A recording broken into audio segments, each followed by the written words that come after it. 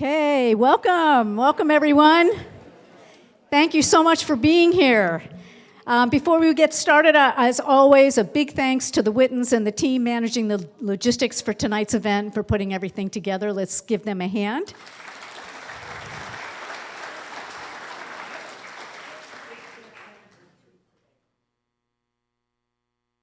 Oh, it's their 59th anniversary today. Oh my gosh, that's so wonderful. That's very heartwarming.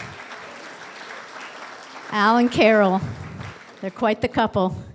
If I wanted to ask, if you're a new member to the club, or it's your first time attending one of our monthly meetings, would you please stand up so we can recognize you? Yeah, okay. Excellent.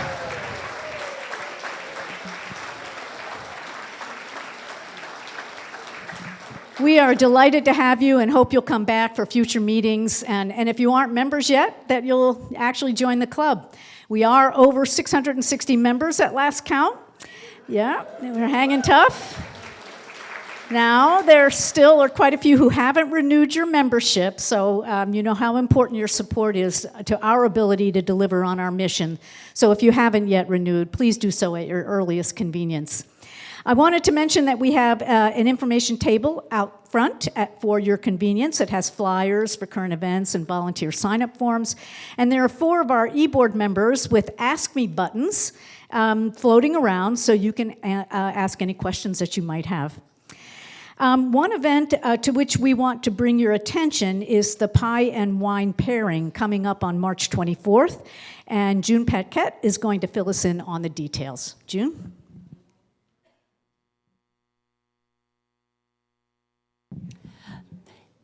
The Rancho Roble Winery is just about 8 miles out of Lincoln, and it is a beautiful little spot. It has a man-made lake, lovely surroundings. And next Tuesday afternoon from 2 to 4, we will have 5 mini pies paired with 5 different wines. What could be wrong with that, right? And for $50, you too can come. We have 45 reservations thus far. Tonight is the last night I can take reservations. It was supposed to close yesterday, and I got 24 more hours because just maybe a couple of you might want to go. So please see me, and I will give you the QR code to make the reservations. But it should be fun, so looking forward to it. Thank you. Thanks. June and her team always put together these wonderful social events, so I hope you'll be able to join us. We have one other announcement that we want to make tonight. We are very active in our community, and one of the most important things I think that we do is to offer scholarships to young people in high school, college scholarships. So we have an announcement to make tonight. This is Kathy. Hi, I just want to give you an update. Our committee, made up of me, Meredith Nelson, and Linda Tinsman, decided on our 2 candidates, and we cannot reveal the name because they don't find out till the night of the ceremony, but we picked 2 really great students. It was very hard. It wasn't a knockdown, drag-out fight, but we did some serious negotiation, and each person will get $1,000, so.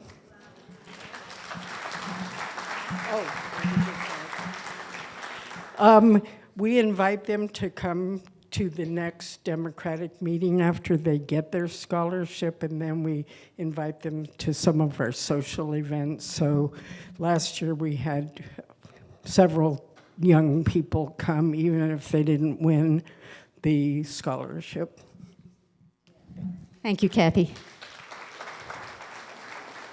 Before I forget, I wanted to mention that there is another election coming up for Sun City Lincoln Hill residents.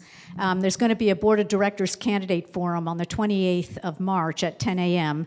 Of course, that's the day of the No Kings rally, so a lot of us are going to be tied up. They will video it, however, and you can gain access to that video from the website. And I highly encourage you to get to know these candidates. When talk about influence over our day-to-day lives, this board has it. So pay attention and vote. Your votes are due by May 13th.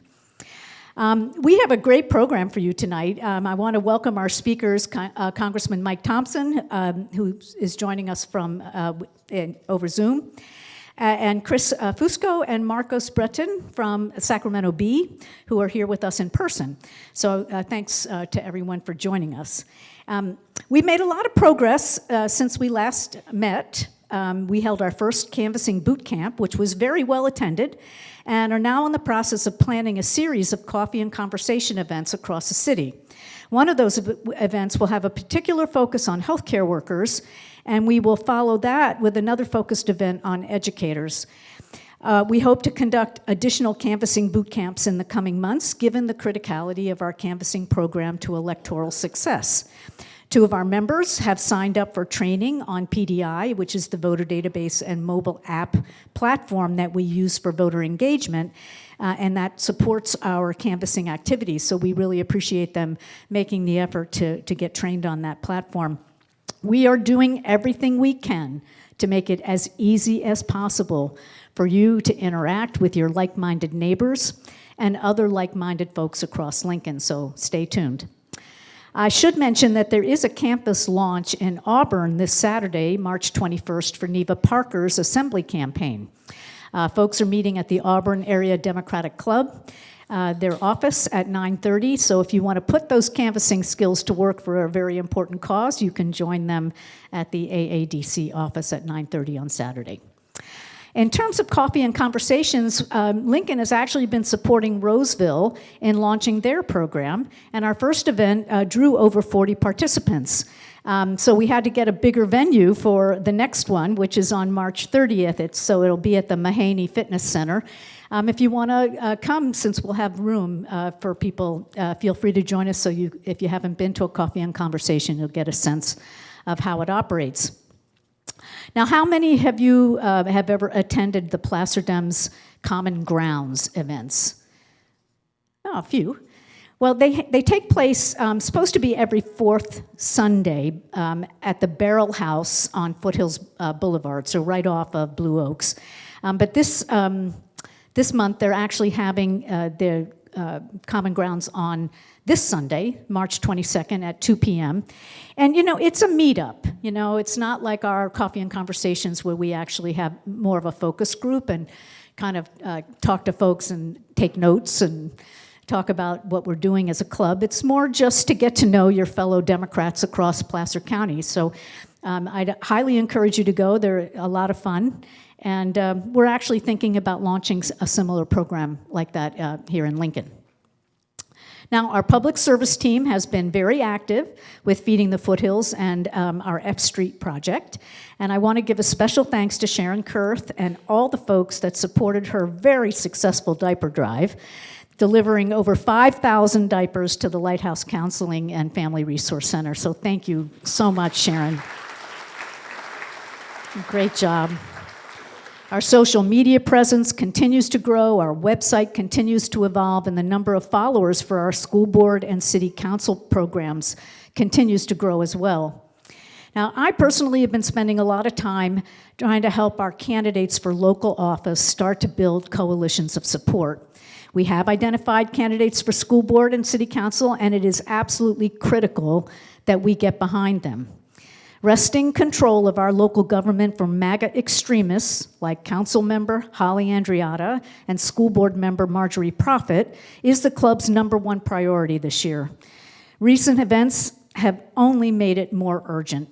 On the school board front, we know that Prophet played a crucial role in bringing Charlie Kirk's divisive Turning Point USA to 12 Bridges High School. She was the leading voice to cancel an ethnic studies course for which 100 students had already signed up. She's attempted to remove books from the curriculum and has tried to have rainbow flags removed from schoolrooms. Her agenda is to have our school system reinforce a white Christian nationalist ideology at a time when the student population is close to 50% non-white.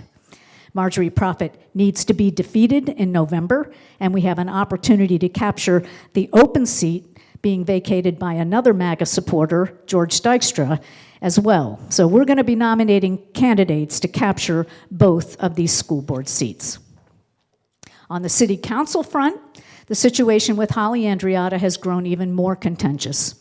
As you know, Andreatta was recorded giving a presentation to 12 Bridges High School Club America, in which she promoted Turning Point USA's false and divisive talking points on everything from constitutional protections for the separation of church and state to DEI programs, demeaning the LGBTQ community, Dr. Martin Luther King, and Mayor Mondami in the process.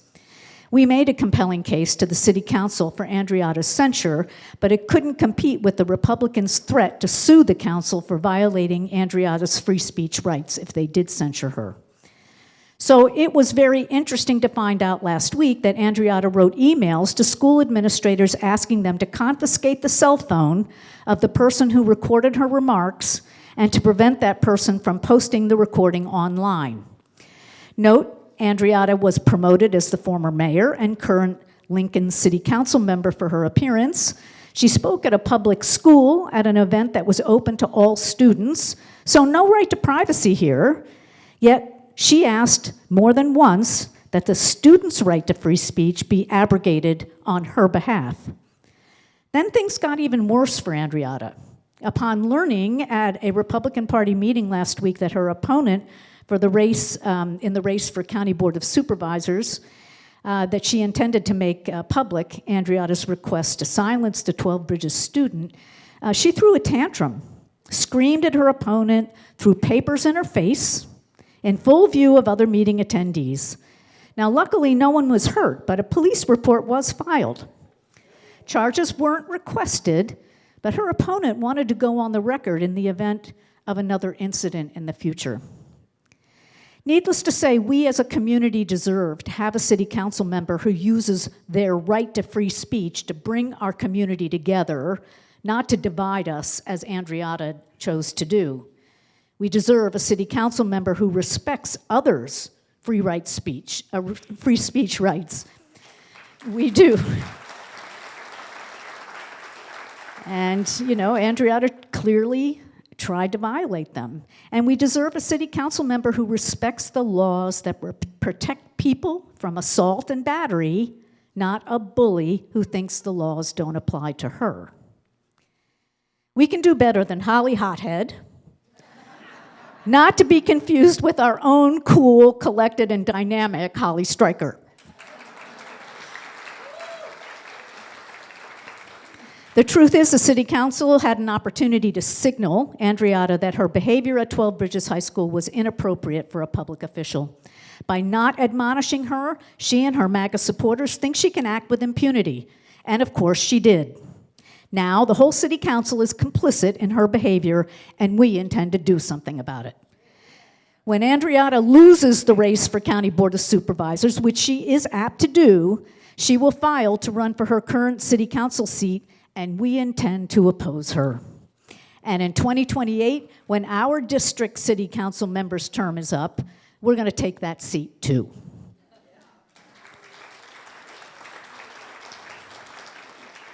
So I have a couple announcements. Our postcard program has kicked off with the Virginia special election to redraw their congressional districts. And we're going to continue writing postcards for various races throughout the November election. And you can see our newsletter for details or talk to one of the Ask Me button people. And very important, we are having a No Kings rally in Lincoln on March 28th from 12:30 to 2 p.m. at the corner of Ferrari Ranch Road and Groveland Lane, and it's by the In-N-Out Burger. I know many of our folks like to go to the Roseville protest, which is taking place from 10 to noon, so we timed our Lincoln protest so you can do both. And a strong showing at both rallies is an imperative. Trump is out of control, people. He not only invaded Venezuela and took control of its government and its oil assets, he has now declared war against Iran without an imminent threat and without approval from Congress. He's about to ask them for $100 billion, $200 billion, excuse me, to continue fighting this ridiculous war. It's $2 billion a day with no clear objectives and no clear exit strategy while we deprive Americans of access to health care and food subsidies. We've had more than 200 casualties, including 13 deaths, and now he's threatening to send thousands of ground troops to secure the Straits of Hormuz, which any idiot would have known would be shut down by the Iranians upon such provocation. Gas prices are skyrocketing, and our total cost of living is about to explode. I can't help but think all this chaos is on purpose. And who's the biggest beneficiary? Vladimir Putin, that's who. Perhaps the evilest person on the planet. Oh, Stephen Miller, he's given him a pretty good run for his money, isn't he? I think he is. And let's not forget Minneapolis. Trump has no intention of stopping his illegal invasion and occupation of American cities and his administration's violation of human rights and civil rights in the name of their racist immigration policies. Trump's authoritarian regime must be stopped. And clearly, the Republicans in Congress, including our own feckless Kevin Kiley, have no intention of exerting their constitutional authority to check Trump's power. So people, it's up to us. We need every able-bodied person out in force for no kings. Bring your neighbors, bring your friends, bring your families, your colleagues. Our goal is 2,000 protesters. That's 3.5% of Lincoln's population. We need to do our part for the nation to reach the tipping point of our pro-democracy movement, and that's what it's going to take. 3.5%, 2,000 people. We need to bring it on.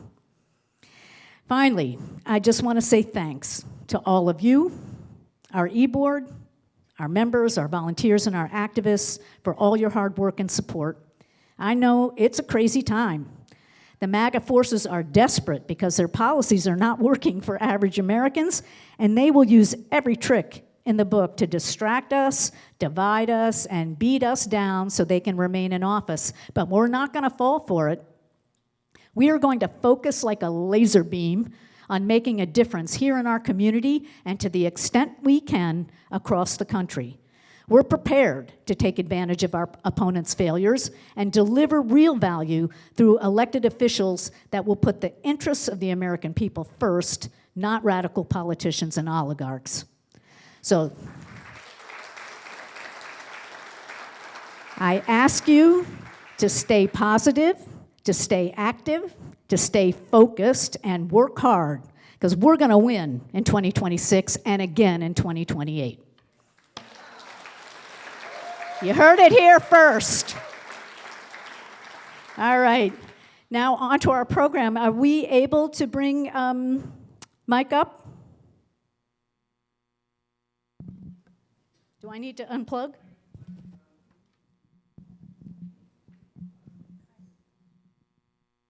I'm on. Oh, great. Well, let me introduce you while right. while we're getting the picture up. So I am pleased to introduce Mike Thompson, candidate to represent California's Congressional District 4 in the House of Representatives.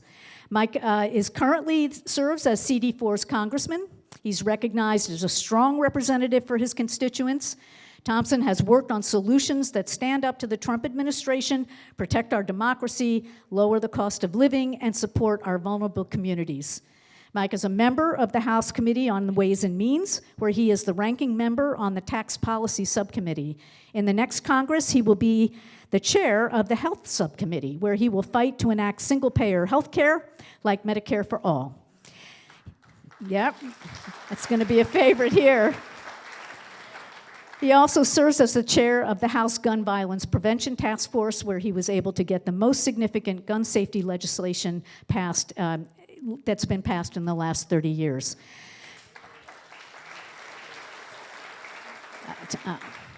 Mike is a small vineyard owner and was the maintenance supervisor for the Behringer Winery. He has taught public administration and state government at San Francisco State University and California State University, Chico. He's married to Janet Thompson, a family nurse practitioner. And they have 2 sons, a firefighter and a deputy sheriff, and 3 wonderful granddaughters. So please join me in welcoming Mike Thompson.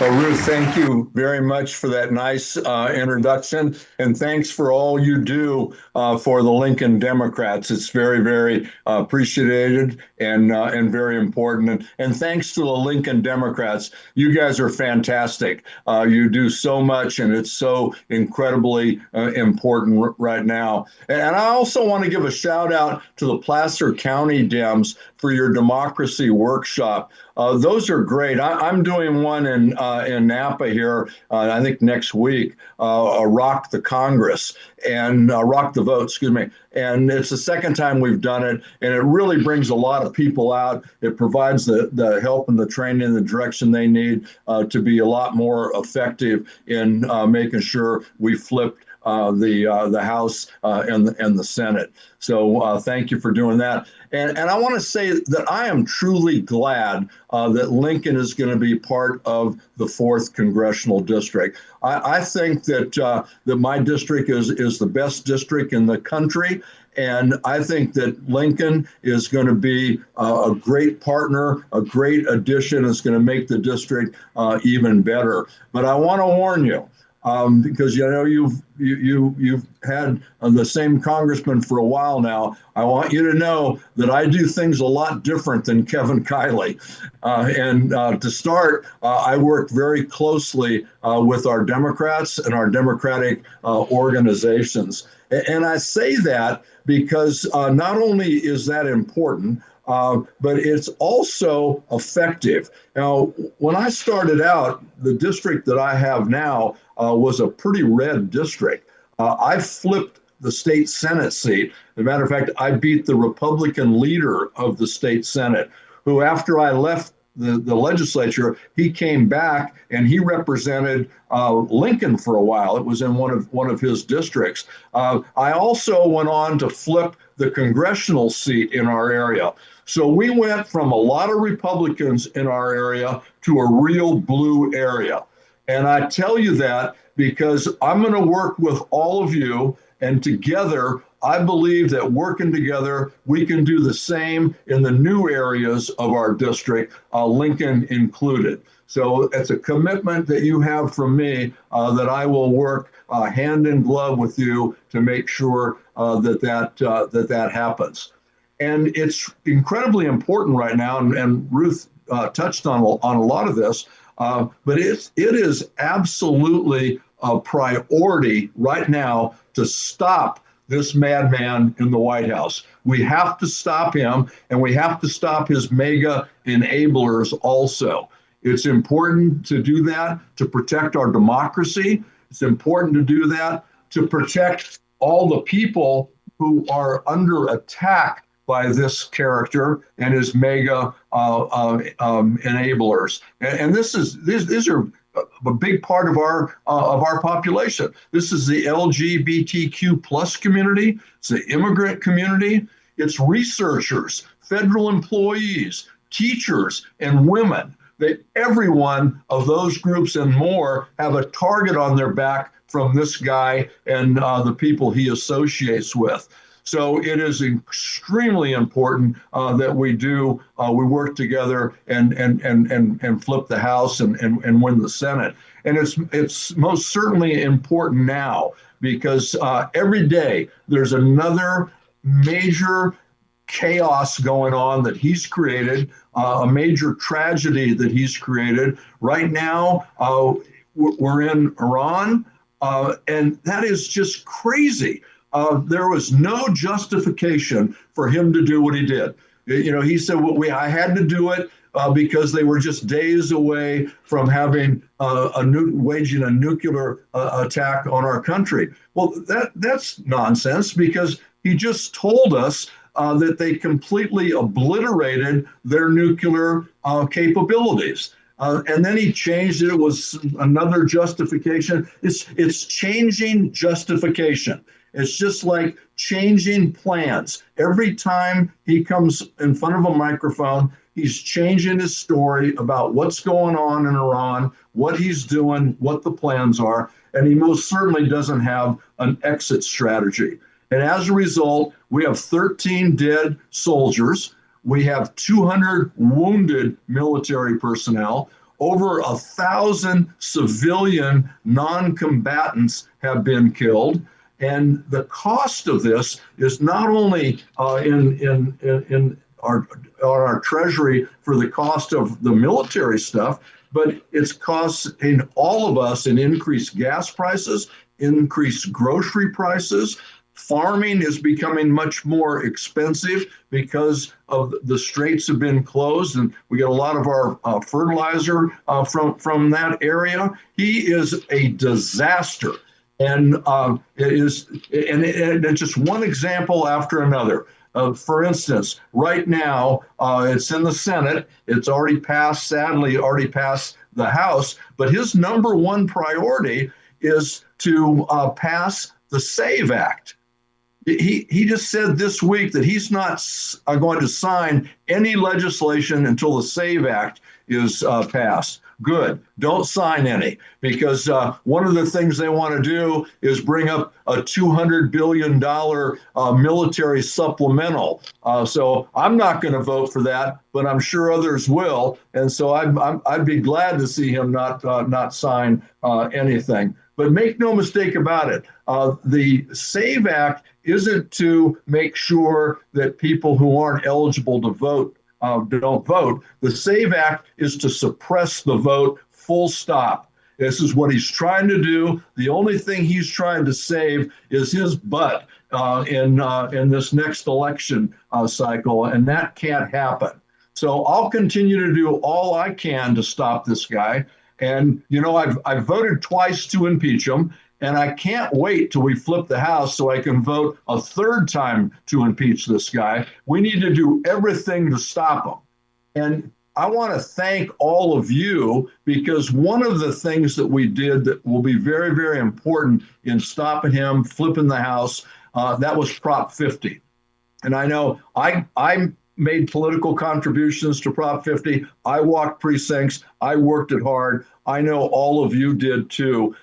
So thank you. That's going to be responsible for us being able to flip the House.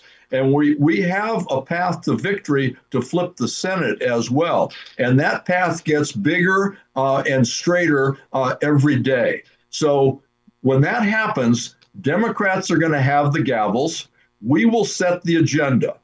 We will bring up the bills. We will schedule the hearings. We'll determine what those bills are and what those hearings are. We'll have subpoena power, and together it'll allow us to bring about some very important change. And that change has got to be change that helps everyday Americans, not the rich, not the corporations, everyday Americans. We'll be able to deal with tax policy. We'll be able to deal with the issue of affordability. And believe me, and you know this, affordability is not a hoax. It is very real. Every one of us are dealing with that. We'll be able to fix the healthcare problems that these guys have caused. And in addition to that, we need, and I think I'll be in the best position to do it, as the head of the health subcommittee on Ways and Means, we need to enact single-payer health care like Medicare for all. It's going to be extremely important.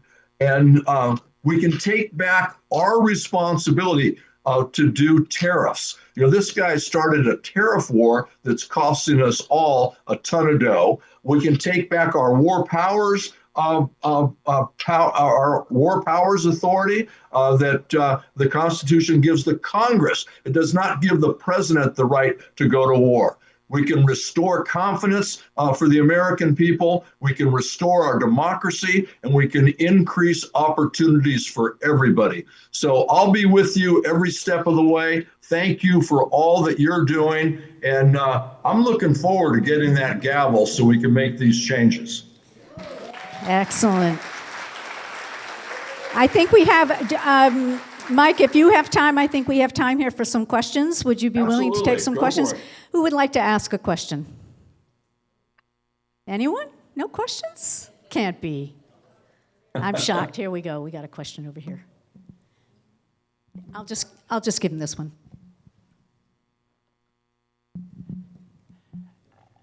Hello, Congressman. My How are you? Rob Rogers. Live here in Lincoln. Thank you for your service as a decorated veteran. Thank you. Question: the SAVE Act. I know that we have the filibuster to block that. Your thoughts on from 1 to 10, say 1 being least likely, 10 being most likely, that the ability to stop that dead in its tracks?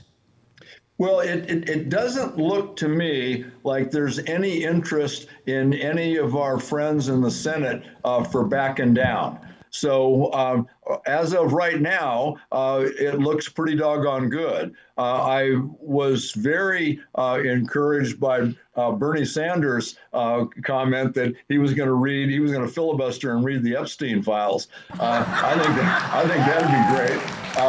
So as of right now, it looks pretty good. But you know, there's a lot of power in the presidency. He's going to try everything to change that and get that thing done. And if he's successful, we need to talk about it. We need to write letters together. We need people to understand what this is about. This is going to make it incredibly difficult for people to be able to vote and to register to vote. You know, Vote Vets, a group that supports me. It's a group of veterans who work to get people elected.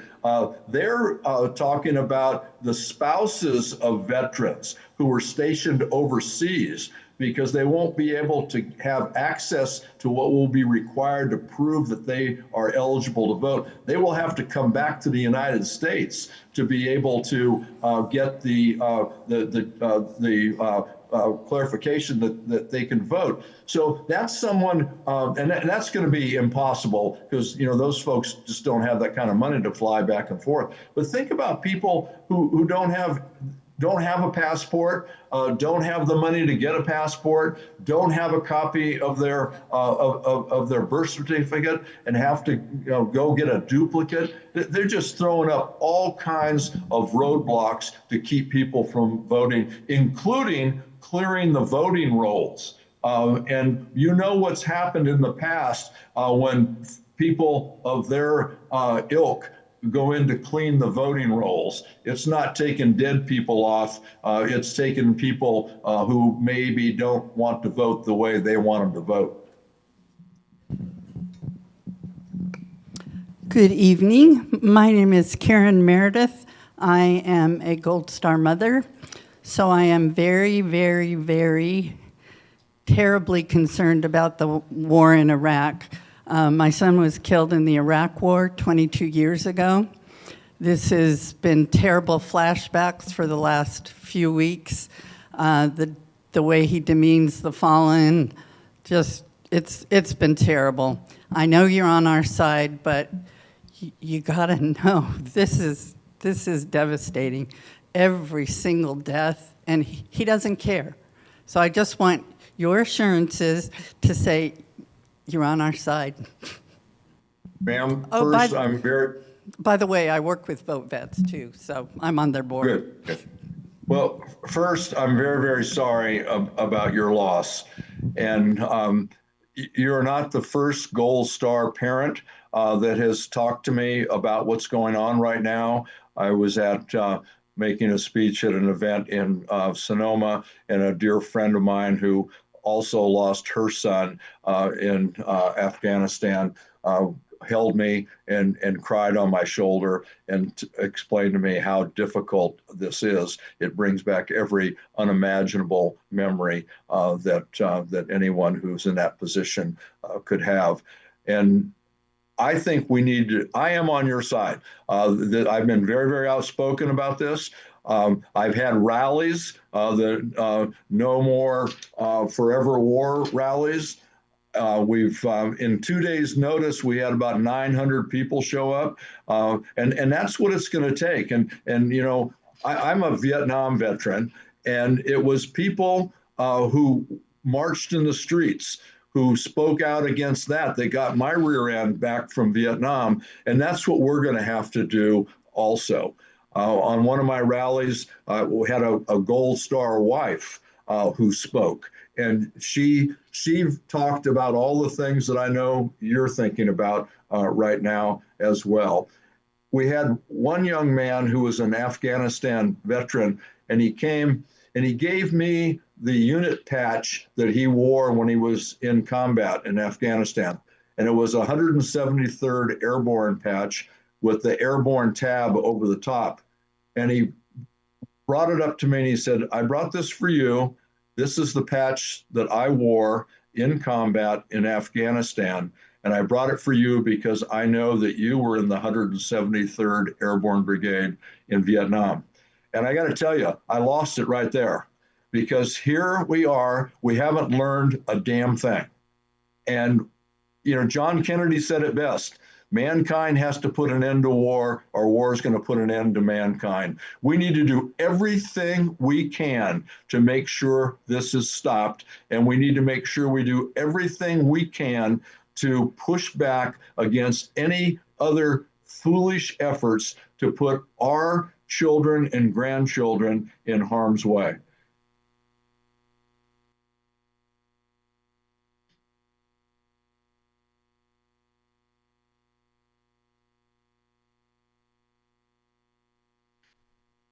I have a quick question. Having just received my voter registration card from the Placer County Registrar of Voters that has my name, my address, all of the information on it, and it says that if that information is correct, there's nothing I have to do, but if it is incorrect, to make it change. This seems like a process fraught, open to disaster. Trump is going to challenge every way he can the accuracy of voters. Having not returned any card, having not been required to, they can say, how do you know this guy even exists? How do you know he even received the card? It seems that I should have to check the box that says all information is correct, sign the card and return it so they have current legitimate proof that I am here and I'm a registered voter. I can see my vote being challenged because they have no proof that I ever even got the card or that I'm even still alive. That's something I think needs to be corrected. Thank you for raising that. I'm of the belief that if we were able to put in place the most perfect system that had no way that anything could be changed, altered, or misused, they would still, this president and his cronies would still challenge everywhere that he can. That's why we're working overtime to put together a legal team to meet those challenges. We're going to be in every state. We're going to be working to make sure that every vote is protected and every voter is protected.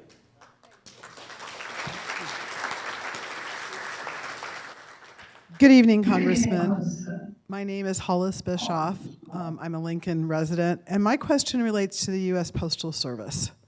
I know that there's a concerted effort going on to try to bankrupt the Postal Service and privatize it, and I just wanted to know, what's your view on that, and what can we do to help?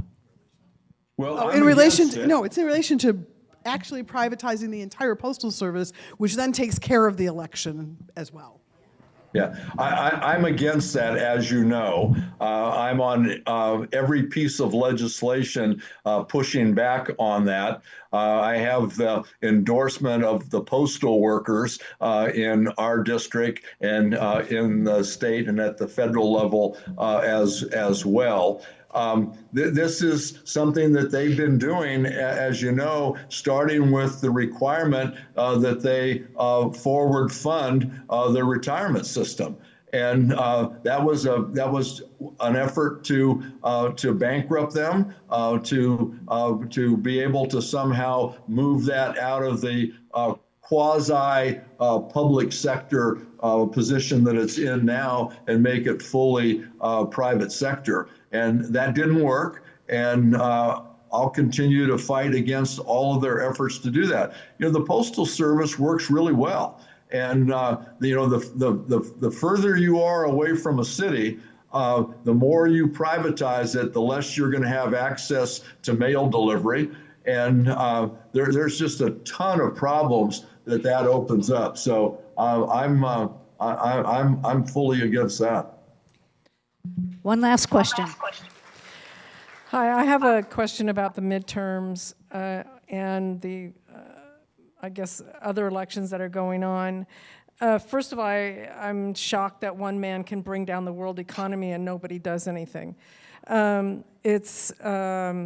Since everybody in the United States government and the press and corporations and colleges are caving, I'm wondering, there's a hearing going on right now with the generals, and they're asking them if they will follow an illegal order to send the military to polling places when people are voting, because the military is not supposed to be anywhere near polling places, and their answers to those questions were extremely vague. Instead of saying absolutely not, we will not send the military to polling places, they kind of hemmed and hawed, and I'm wondering if our military is also caving in. I would, you know what's happened. When members of Congress have spoken out, encouraging the military to pay attention to the Constitution and the law. Mark Kelly is probably the prime example. He's been challenged. His retirement has been threatened. And so they're pulling all the plugs on this. But I can guarantee you that those of us in Congress, on one side of the aisle anyway, are going to fight back against any of that. We continue. I just did a video with a number of my veteran colleagues in the House speaking out as to why it's important that the military abide by the Constitution and the rule of law. And we're going to keep pushing on that. I don't see any, there's nothing I would put past this administration. And I think we have to be guarded, but I've seen nothing that indicates that we need to derail the train, the military train right now. But people are watching it. The fact that we're having those hearings and we're asking about it is important. I'll keep watching it. I'm on the litigation task force. We're managing 500 different lawsuits against this administration. We'll continue to do that. If they run afoul of the law in the electoral space or in the military space, we're ready to go after them there as well. And we'll fight back. I will fight back as hard as I possibly can.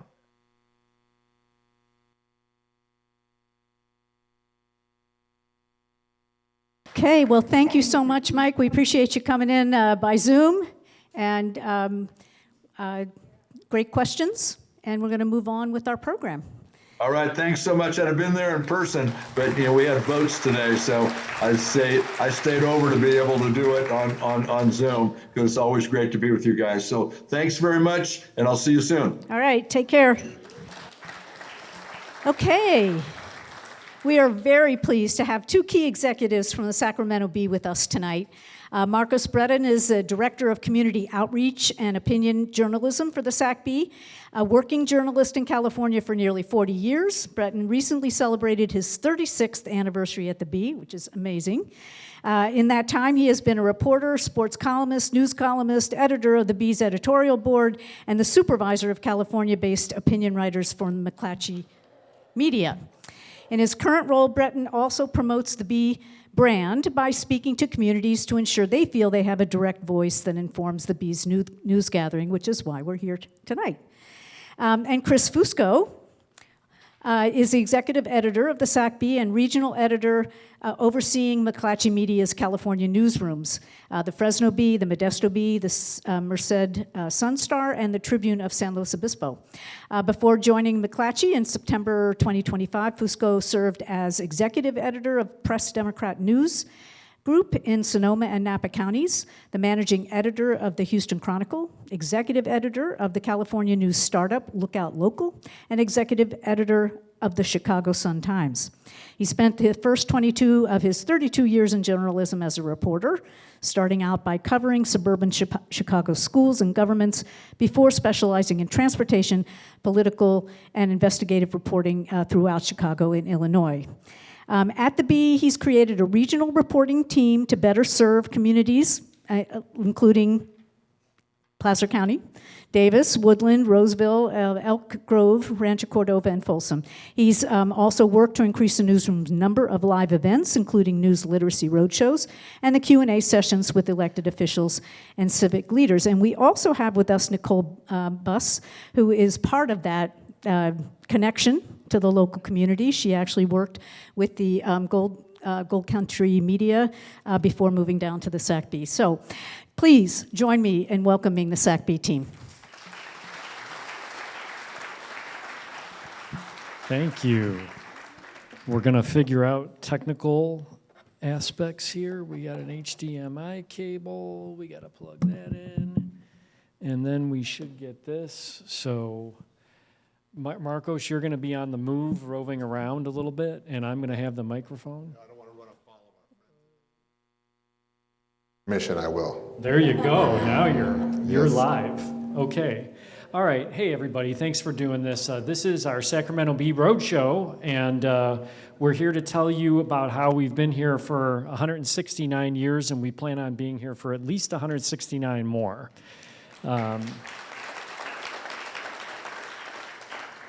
So up there in the upper left-hand corner on your screen is the first Daily Bee. And that's a good segue to how we are Sacramento's oldest company.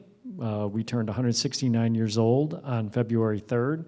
We are the flagship of McClatchy Media's 30 daily news organizations, including the ones that have already been rattled off. At the Bee, we have 6 Pulitzer Prizes to our name, and we have 2 Pulitzer winners who remain on staff, Tom Philp, who's one of Marcos's opinion writers, and Renee C. Beyer, who is one of our visual journalists. Go ahead, Marcos. Okay, can you hear me? Yeah. It's good to be back here. Yeah. I've been here a few times. The Sacramento Bee is almost as old as the state of California and the city of Sacramento. James McClatchy was an Irish immigrant who came to California in 1849 as a correspondent for the New York Tribune.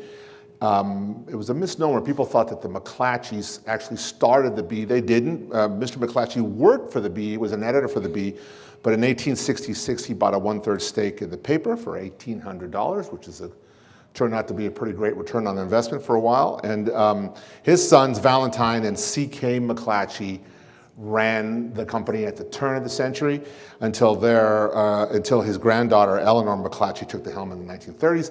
Eleanor was a pioneer woman in journalism. She ran the company for upwards of 40 years, starting in the 1930s. And the McClatchys owned the Bee until Chatham Asset Management took control in 2020. So that's Scoopy. And we're very proud of Scoopy. Scoopy has been our,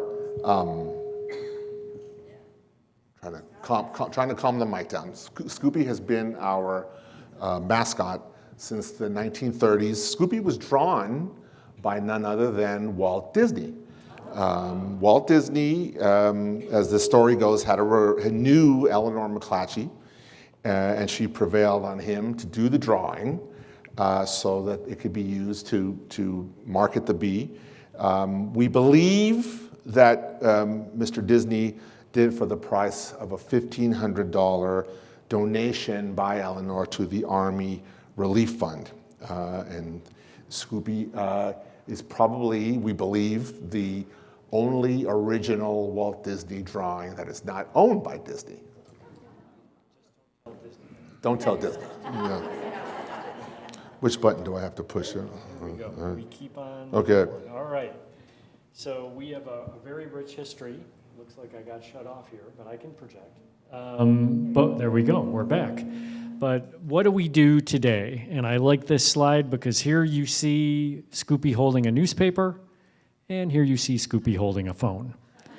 And it's a pretty good metaphor for where we're headed. So we're going to try to get through these slides. We're hoping many of you are avid bee readers. But what do we try to do with our journalism? We try to rally people around each other. So this was a story that one of Marcos's columnists, Robin Epley, took on around Christmas time. One of these young ladies was driving, and she got into a little fender bender, went to the doctor and discovered she had a brain tumor. And so there was a big fundraiser for her in Folsom. We went out there and raised some awareness about her plight and helped raise some money for her through the fundraiser that they were doing. We dig deep, we answer readers' questions, tap public records, hit the street, capture humanity, and sometimes we do it all in one story. This is an example of that. There was a pretty amazing, shortly before I arrived at the Bee, explosion in Oak Park near McGeorge Law School. Whole house blew up, and nobody knew what happened. So we set a reporter out, Graham Womack, to within 3 months' time, Graham had pieced the whole story together. It's a very tragic story. During the story that Graham did, we actually revealed that this was a mental health crisis, and the person who blew up the house took his own life. But going well beyond that, Graham went and got all the public records, tax records on the house, documented how actually city officials were trying to work with this person to get him services and save the house. There's a real nice explainer in there of how property tax auctions work. And this story really illuminated a very tragic situation, but put it into context. And it did it using a mix of public records and shoe leather reporting, which is what we're all about. What else do? We break news. This is a story that maybe this crowd won't be all that popular with, but when Dana Williamson, former Governor Newsom's former chief of staff, got indicted, we were the first in the country to break that story. It was highly competitive. It's a story we continue to follow, but it's an example of how when we break a story, news works differently now. When we broke the story, we put out a couple sentences right away, noting this had happened. We posted it on our website. We alerted it to all of our channels via email and our news app. And just on this day alone, we did this number of stories about the event. The days of us doing one story and reporting everything in that are over. We have to break it up and be out front all day long, especially when we know we're competing against the likes of the LA Times, the San Francisco Chronicle, Politico, you name it. Interesting to note here, too, video is now a big part of what we do at the Bee, and 33,000 people watched our video on Dana Williamson's plight that day. We answer the call. You're going to see a lot of different news organizations doing a lot of different things. We have to be everything to all people all the time. If a helicopter crashes on Highway 50, we need to go. We have no choice. With Prop 50, that's part of our mission. We did a drumbeat of stories in the weeks leading up to the election, and we also did a virtual event, which Marcos will talk a little bit more about later on. Most recently, with the Tahoe area avalanche tragedy, in the course of 3 weeks, we did 40 stories. Everything on causes of the avalanche to weather conditions to let up with it, to the fact that there was a fatal avalanche in the same spot in January. We try to celebrate diversity as best we can. We'll get you all links to all of the things we're talking about tonight, but right now we're accepting nominations for Changemakers, which is our program honoring people of color who are making big changes in education, science, health, the economy, law, and we're in our 4th year of doing this program with Nehemiah Emerging Leaders, and we've honored nearly 200 Changemakers. Why do we matter? This slide to me shows what we see in humanity, right? We see people of different ages, different races, different expressions on their faces. This is a sad story because all of these people died in car crashes on Sacramento roads in 2024. We have a reporter named Ariane Lang who has taken this up as sort of a crusade for her, and she did a ton of work. What made the loss of these lives all the more incredible was that Sacramento had taken a Vision Zero pledge to have no traffic fatalities in 2024. So it turned out that Ariane's investigation not only profiled all these lives lost, but proved that Sacramento still has some of the most deadly roads in California. So what happens? Last year, the city council approved a $4.6 million quick build program to speed up the pace of safety projects. And now the city council will put a referendum on the November ballot to ask Sacramento residents, do they want to have a sales tax increase to fund road safety improvements? It doesn't happen without Ariane's stories. Similarly, St. Hope Charter School Network, we had our education reporter, Jenna Pendleton, who's been pretty busy covering teacher strikes lately, go through and just get a routine audit of the charter school network. We saw an obscure line in there that something about a student drinking with a teacher. She wanted to ask some questions about that. She tried to get records from the school system. They wouldn't give them to her. We had to get our lawyers involved. Our lawyers convinced the school system to turn over the records. When they turn over the records, they look like they do on that slide. There's a lot of names blacked out. But in the course of Jenna doing her reporting, she made a lot of sources within that school system, and teachers started talking to her about things that were going wrong, and frankly, it went well beyond teachers partying with kids. So what happens? School system gets involved, they rewrite the charter for St. Hope, and now it has much tighter requirements on it. The irony is this was done by the Sacramento SCUSD trustees, who Jenna is now also trying to figure out what's going on with their financial crisis. Marcos? This is me. This is you, news literacy. So what we're finding when we go out and talk in the community is media is so vast now, and that some of us in the media don't play by the same rules. Certainly that there are I think it's the microphone. There are influencers on social media. There are websites, and so what we're doing is talking about what we do, and that's really all that we can do. I wonder, is it my phone that's causing this to happen? First and foremost, we are a news organization. Our newsroom is doing the stories, and video has become a big part of what we do. We also employ databases and graphics. The hallmark of the Sacramento Bee are investigations. And that's all part of the news organization that is separate. There's a sort of literal and figurative firewall between the news side and the opinion side, which I run. I'm literally on the other side of our suite from where Chris sits, and he and I speak. We actually are allowed to speak to each other in the newsroom, but we do try to keep it separate so that we don't confuse our readers and our subscribers. And so a big part of what the opinion team does is endorsements, and we're right in the thick of it right now. We're going to speak with all 10 of the candidates running for governor right now, and this is the dangest governor's race in my lifetime. I can never remember one like this one. So that's a big part of what we do, and so our mission here in this meeting and others is to explain the difference between we're an organization that has a news side and an opinion side. They don't meet, but they are part of the same organization. You got it. Okay. So we have sacbee.com. We also have a new app. It works much better than the old app, which is a low bar, admittedly, but this one is much better, and it's available for Apple and Android.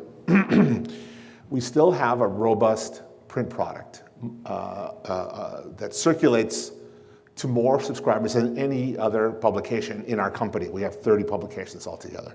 So the audience of the Bee still loves its print product, And I, as the opinion editor, make sure that there's local opinion content in it in the 6 days a week that we publish.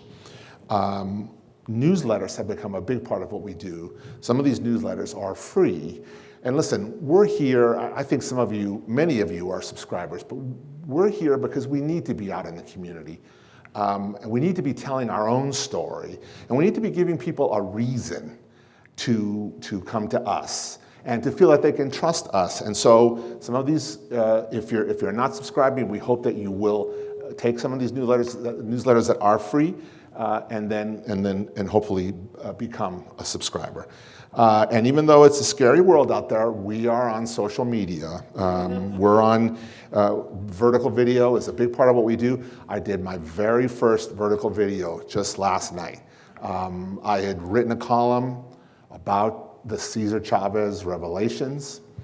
I interviewed Cesar Chavez in 1991. He did not like me. I wrote a very critical story about him in 1992. So when this happened, I would say that I was shocked, but not surprised. So we're on TikTok, we're on Facebook, we're on Twitter, we're on Blue Sky, and we're on Reddit. And I said it can be a scary place, but we're there. We're accepting the world as it is, and we're telling our story.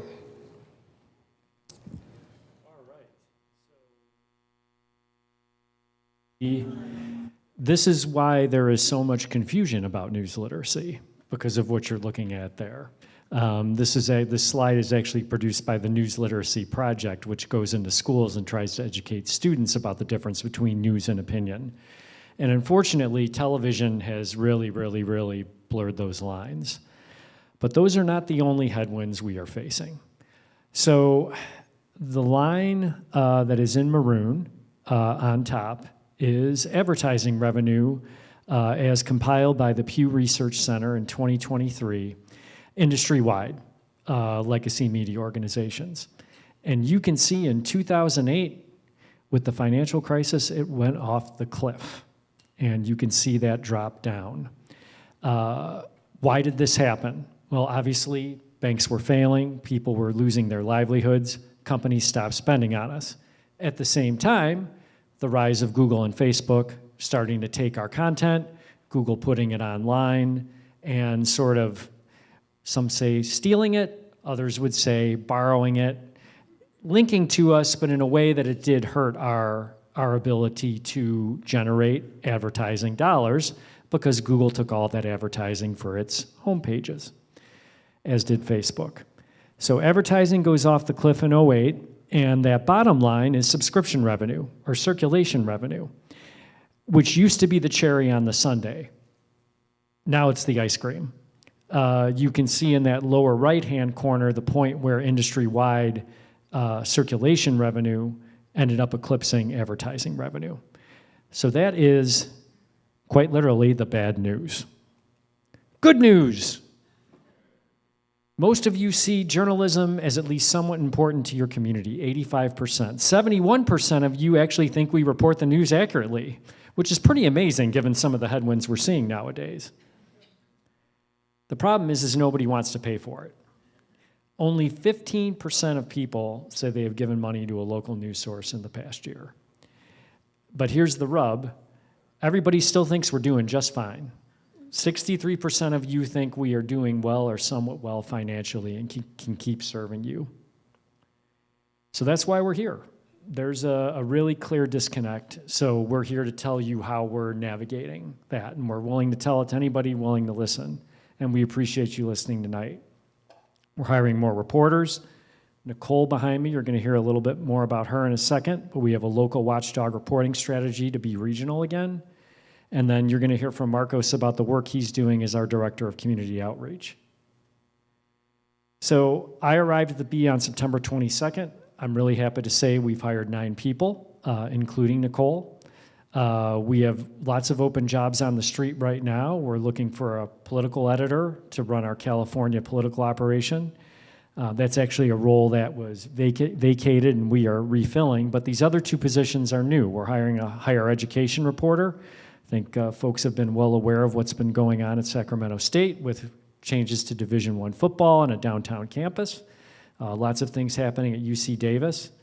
We're also going to take an interesting tact for a legacy print organization and hire a meteorologist, because there's so much happening with the weather beyond environmental trends on a day-to-day basis. And we also feel this is somebody who can serve our audience with vertical video. So here is what I am betting the farm on. Bee City. You are looking at Bee City. In the center there, you'll see Sacramento and West Sacramento, really its own region. But then we're also going to be out in Yolo County to the west, with sort of Davis being the capital of that part of Bee City. To the southeast, we've got Elk Grove and Rancho Cordova. That's headed by a reporter named Cameron Dady. If you go out, going to the east from sort of Carmichael out through Folsom and El Dorado Hills, that's another region that we're divvying up. And we've got a reporter coming in, Corey Schmidt. He's going to start with us March 30th. And then to the north, there you all are, up here in Roseville, Rockland, and Lincoln, which is helmed up by Nicole Buss, who just joined us how long ago? 6 weeks ago? All right, and coming to us from Gold Country Media. So we are not asking Nicole to cover chicken dinners. She is up here to be your advocate and to keep an eye on your tax dollars. This is what we mean by a local accountability team. Accountability doesn't necessarily mean investigative. It means day-to-day keeping an eye on what's happening with your money. If you look at these headlines to the right, they're sort of representative of the work we've been doing. Big payouts that municipalities are making because of lawsuits, ways municipal and county governments are looking to dig themselves out of financial holes. And then, this story in Davis was just nuts. An $18 million settlement for a slip and fall. And we went one layer deeper, and they're actually part of an insurance pool that includes all of Yolo County. So the likelihood is that everybody's tax bill in Yolo County is going to rise because Davis settled a slip and fall for $18 million. So there's Nicole. We're about to embarrass her. I added this slide for you, especially for her. But I think this says a lot about the ethos of the emerging journalist who we're trying to bring in and serve you. And I'm going to read this. And I'm going to really embarrass Nicole, because this was in one of our From the Newsroom newsletters. We do a newsletter for subscribers every Saturday, and we profiled all the people who are local and still working for us. Growing up in Lincoln means I understand the vibes of Placer County, what people care about, what they worry about, and what gets missed if you aren't paying attention. That perspective helps me report with context, care, and accountability for the neighbors I am writing for. Covering the area that shaped me is truly a privilege, since it means telling stories for the people and places that raised me. I'm invested in getting it right, because this community isn't just my beat, it's home. Now, if you can't support that or don't want to hire her, I don't know what you can't support. You want to talk about newsletters? Why don't you talk about newsletters? Put Nicole on. Hi, everyone. So I am in charge of the Roseville-Placer County newsletter. So what I do every week is I obviously write stories about Roseville and Placer County, but then I put them all together in a nice email for everyone to see. And it's just basically like, in case you missed it, this is what's happening in your community. And it's called the Roseville newsletter, but it's mostly Placer. I put a lot of Lincoln in there because I'm a little biased towards it. But I also put a lot of Rockland, Loomis, Granite Bay, and really just cover it nicely. Mine goes out on Thursdays, and then we also have a bunch of awesome ones, but Chris will probably be able to speak about it better. Yes. So this is part of our regional accountability. All these newsletters, with the exception of Roseville and Placer, are new. We've got one for Folsom and El Dorado Hills, one for Elk Grove, one for Rancho Cordova, and another one for Davis and Yolo County. These are free. We are hoping that you will tell your neighbors about them. And again, we'll get you an email with all the places to go and sign up. But the idea is, if we can get you reading a newsletter, maybe you're going to also support us with a subscription down the road, especially if you hit that paywall at some point, which is controversial, but we'll get to that. So what else do we do? I'm going to roll through these quickly. We have a team of service journalists that we call them service journalists because their mission is public service on a daily basis. At the ends of their stories, we ask you what you want to know about your community and your state. We found that where a lot of people asking questions about traffic laws, we've done a bunch of stories about traffic laws. We see those stories resonating really well with subscribers and local readers who are trying to turn into subscribers. So then we tell our service journalism team in North Carolina, hey, guess what? Our stories about traffic laws are really doing well. The next thing you know, the team in North Carolina is doing stories about, you guessed it, North Carolina traffic laws. They see something that's trending with them. They tell us about it. We do the same thing in California. We talk to each other. It's a great part of being part of a national network. We are trying to do new things and be more flexible in our newsroom. If on a given day there's a huge story in Folsom and Nicole's load in Roseville and Placer County is light, we'll send her to Folsom to help report that story. We need to be more flexible. We've been really siloed as an industry. So we are trying to double back on sports. We started covering the 49ers again this year. We are trying to do more. We have 2 reporters now covering business and breaking business, and we're looking to add a 3rd. We are doing a lot more with residential real estate because we know that the overwhelming majority of our subscribers, 9 out of 10, are homeowners. And we are also trying to do a lot more with Sacramento history and have some fun with that. We are going to continue to do investigative reporting, but we're going to do it in different ways. Sometimes we have found that, believe it or not, people don't like to read 3,000 words. So we are figuring out ways to take those 3,000 word stories and condense them into key takeaway or key points stories. And this is an example of one we did about Heath Flora. Did a long multi-month investigation about how he vowed to cut waste and corruption, but is using his campaign fund in ways that are sort of inexplicable under California law. But that was a long story. So what did we do? We did 4 takeaways. And we found that both stories did a lot of engagement, not only with casual readers, but also with subscribers. Not everybody wants to read it the same way. Marcos, why don't you talk about live events? So I mentioned earlier, I've been with the Bee for 36 years. And if we scroll back some slides to where we reached the Great Recession in 2008, and we saw the sharp decrease, I had a front row seat for that. And what happened was, as an organization, we lost a lot of confidence. The Bee used to be a major employer. And we had our building on 21st and Q, which no longer exists, it's been demolished, was like a city under one roof. The problem with that is that we retreated from being out in the public. And so my job now, part of my job, is to restart what we used to be, which is a public-facing organization with the deepest roots in the Sacramento region than any other business. There isn't a business that's been operating as long as the Bee has. We literally started in 1857, 7 years after the state was incorporated and 7 years after the city was incorporated. So you see this photograph of Representative Ami Berra, and I would direct you to his forehead. That's perspiration, because we had subscribers who met with him. Representative Berra is, I think, is accurately described as a moderate, and our audience was filled with progressive people who wanted answers from him. And so I was the moderator, and this crowd will understand when I make this reference, because I've made this reference before to younger people and they didn't understand it. I became Phil Donahue during that meeting. And I would say that when it was over, Representative Berra, he got a workout for sure, but we were able to have a robust discussion about democracy.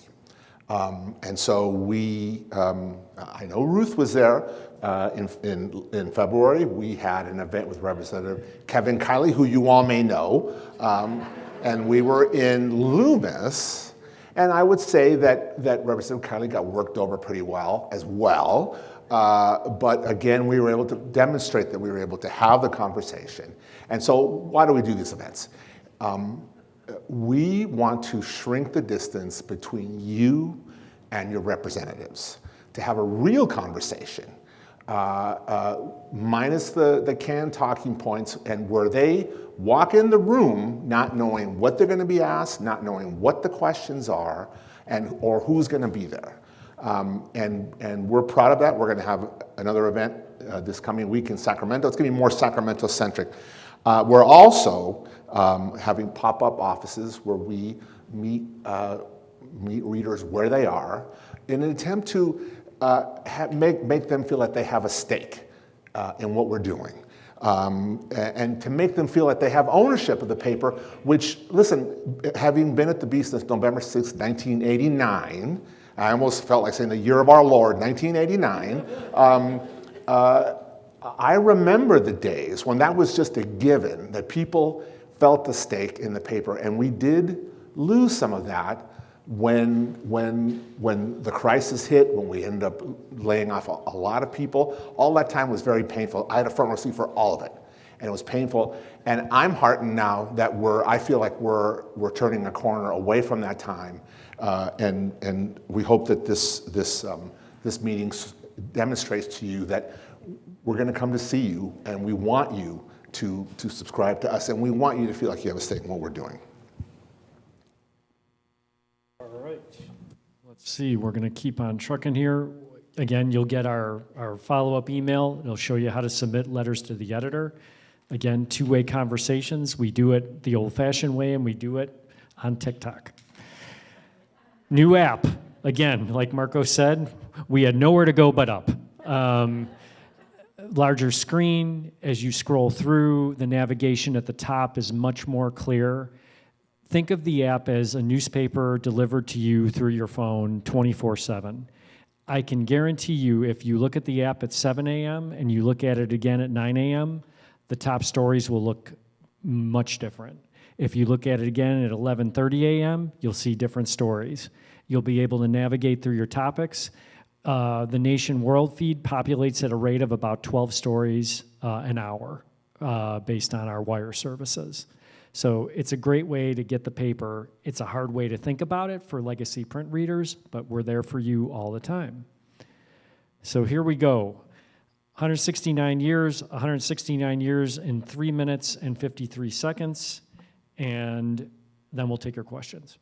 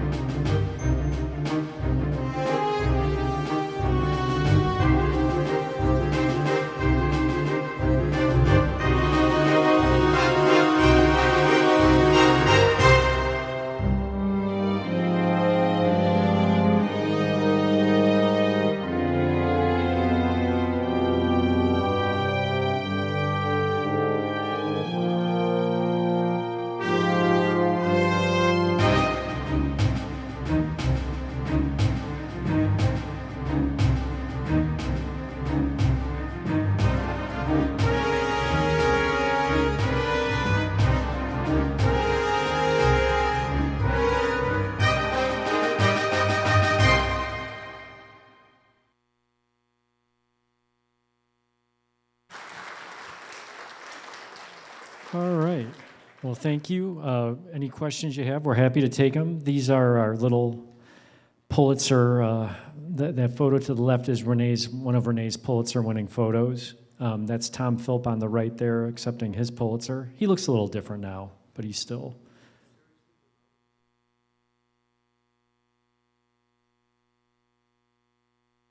Hello.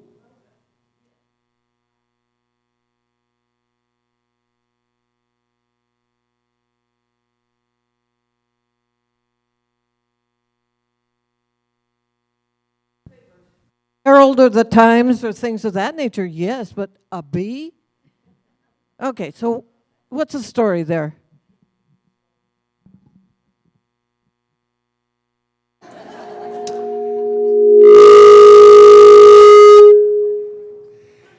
When, is it better here? When I first started here, I thought it was a really weird name for a newspaper. And I remember one time when I did a piece that involved having to call the then Los Angeles Raiders for a comment, and the woman in LA who answered the phone, when I told her, I identified myself, she said, "The bee?" She said, "Ooh, buzz." Which I didn't really want to hear. But so the story, as I understand it, is that in the early 20th, or in the 19th century, obviously, that the owners of the paper felt that their reporters worked as hard as busy bees. And that was the name. That was the name they gave. So I used to not like it, now I love it. Now I love it.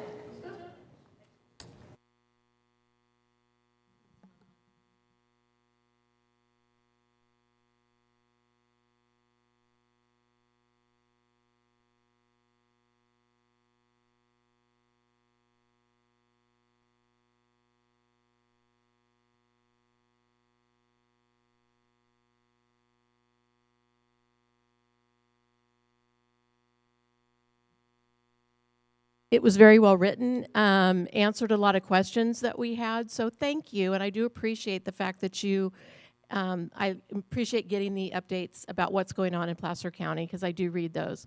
My second question to you is, my husband and I were subscribers forever of the print edition. When we moved here, we have not been subscribers, and it had to do with the fact that the bee kept getting smaller and smaller and smaller, and there just wasn't a lot of content there. We now subscribe to Apple News, so we're paying for that monthly, and when I need to get a Sacramento Bee article, that's where I go to get the articles. Do you guys generate is there any benefit to you through that? What's interesting is this is the second, we did 2 of these shows today, and Apple News has come up at both questions, at both things. Yes, we do get some revenue from Apple News. Do you get? But I'm assuming you would prefer that we would be forever grateful, yes. Why? You get more content of ours that way. So we don't give everything to Apple News, but we give a lot, but we don't give everything. And obviously, Apple News is a middle person. That said, it is an interesting model. And I talked about Google earlier. I would describe Google as our frenemy, right? They still direct, even with their AI summaries, there's still that little link there where you can, it's a lot harder than it used to be, but they still do drive some traffic for us. And, I think where we're trying to get to, the reason we're so bullish on the app and trying to make the app better is really to create that experience of a newspaper in your phone that you can check as many times as you want a day and not have to rely on a third-party aggregator to get you to our content. But we still got a ways to go. So hey, I'm not gonna rail you for getting us through Apple News. You're paying something for us. God bless you, and you're getting a lot for your money, I think. But we would love it if you subscribe. Yeah. We have been long-term subscribers. I miss the Saturday paper, and I miss the fact that I have to wait one day, especially for the sports news. Will the app help me solve those problems? Yes. The app will give you the sports news in real time off the sports tab. Again, we will be sending out a follow-up email here that will get to you all. If you need help navigating the app, write Marcos, write me, we'll get somebody from customer service to give you a hand getting you set up. A key thing to remember here, if you get the paper in print and you love that, you still get full digital access. So you can get the app, get all the alerts, you can get newsletters and all those things. We're trying to get people who are avid print readers to use the app more because that's really a way to increase our survival and our level of engagement in real time. And you're paying for it. David Tree.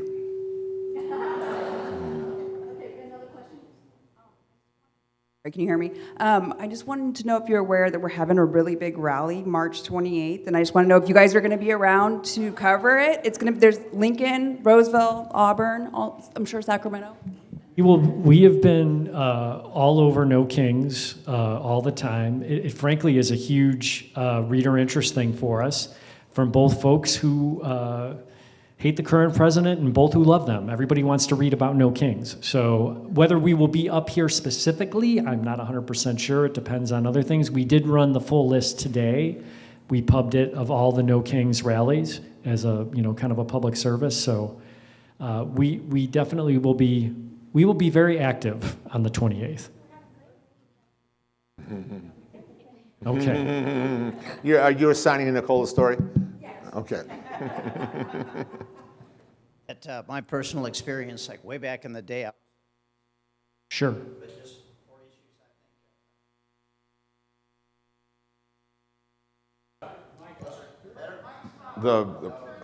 It's okay. He's just complaining. No, I'm just kidding.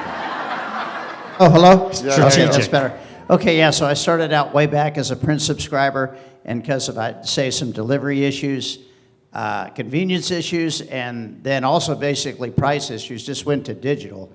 And is that kind of what you guys are looking for? I think it's like $15.99 a month. Yes. For the digital subscription. So 44 cents a day. Say again? 44 cents a day for those doing the math at home. So basically, that's what you're looking for is. I would assume kind of like the print subscribers, that's going to get smaller, but you're basically looking like, hey, the more digital subscribers, the better. Yes. The digital subscriber is that's a subscriber, and that's what you're looking to maintain your business. Yes. Would that be a correct statement? That is an absolutely correct statement. Okay, answer my question. If you look at the media companies that have made that transition, at one point in print, the New York Times probably had 6 or 7 million print subscribers. Today, they're down to under 500,000 print subscribers.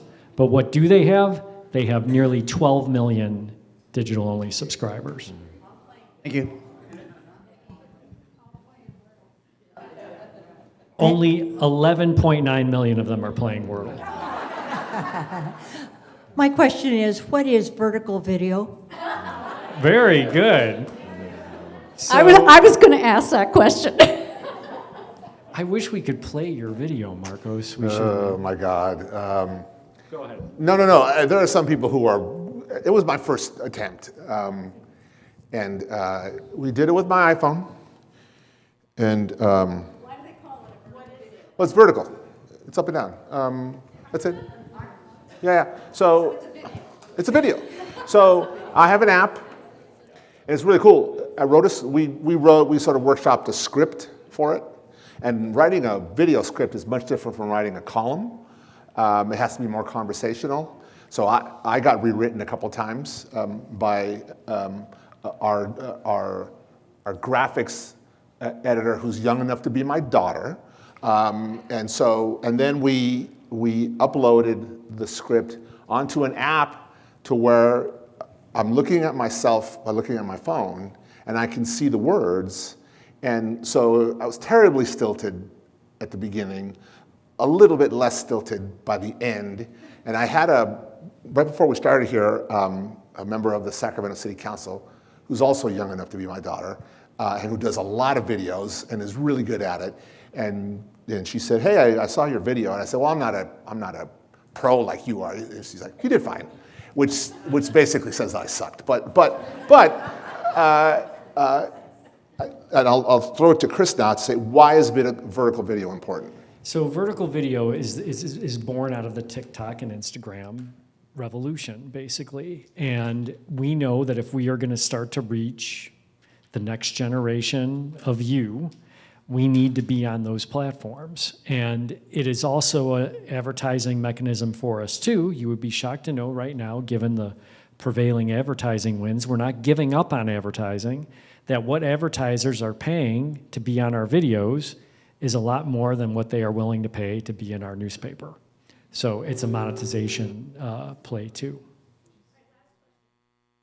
So I am a subscriber, have been for many years. Thank you. I've tried using your app. It's really awful. So I'm glad to see there's some improvement. What I missed the most was a search engine that I could find. But what I've seen recently since Prop 50 is a lot more coverage of Kevin Kiley than of other candidates in the race, especially on our side. Today's article you had was an opinion piece by, I believe, a Mr. Fleming. And you said that he was a writer in Placer County. When we looked him up, it seemed like he was more than just a writer, but very much entrenched in the Republican Party. And it seems like that should have been also included in the note on that. So we know a little bit. We all know Kevin Kiley. We know this is a ploy. So I wish you knew that. Thank you. Yeah. He has gotten more free publicity from this ridiculous change of registration. And we do know him, and we don't like him, because he didn't work for us. He works for himself. So just keep that in mind. You guys were wonderful. Thank you so much for coming out. Thank you for having me. We really appreciate it. It was a great presentation. I am a digital subscriber. I love my subscription to the Bee, and I'm Yeah. Yep. Okay, listen, you guys. May 20th is the Roosevelt Kennedy dinner being put on by Placer Dems. It's a big fundraising dinner, so please look in the newsletter for a link to go ahead and sign up for that. Thank you all for being here. Hope to see you on the 16th of April. Have a nice evening. And thank you to Jeff and Jim who helped us with the audio visual. Thank you, guys.